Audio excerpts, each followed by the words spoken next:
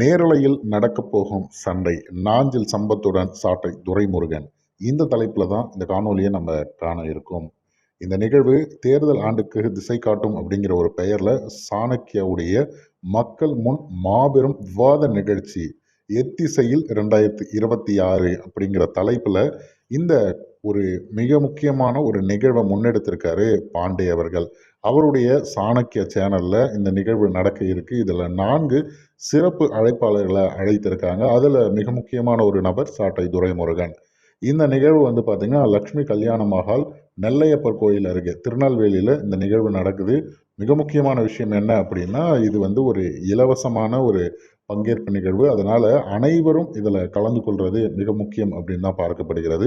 அங்க இருக்க உறவுகள் அனைவரும் நேரில் கண்டு அந்த விஷயத்தை அனுபவிக்கணும்னு நான் நினைக்கிறேன்.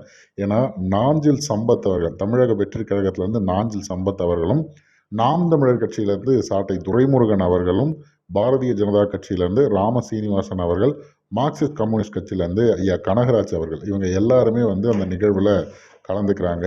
இதில் மற்ற இருவர்களை பேசுபவர்களை காட்டிலும் நாஞ்சில் சம்பத்தும் சாட்டை துரைமுருகன் அவர்களையும் பேசுவதற்கான மிக முக்கியமான காரணம், சமீபத்தில் சாட்டை துரைமுருகன் அவர்கள், நாஞ்சில் சம்பத் அவர்கள் தமிழக வெற்றி கழகில் இணைந்ததை குறித்து ஒரு காணொளி வெளியிடுகிறார். அவரது கருத்துக்களை அதில் பதிவு செய்கிறார்.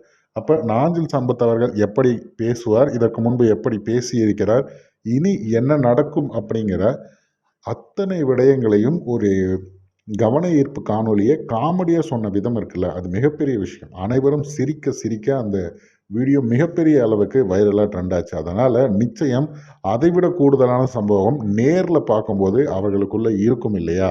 அந்த நிகழ்வு எப்படி இருக்கு அப்படிங்கிறத பார்க்கறதுக்காகத்தான் பல நபர்கள் ஆர்வத்தோட காத்திருக்காங்க.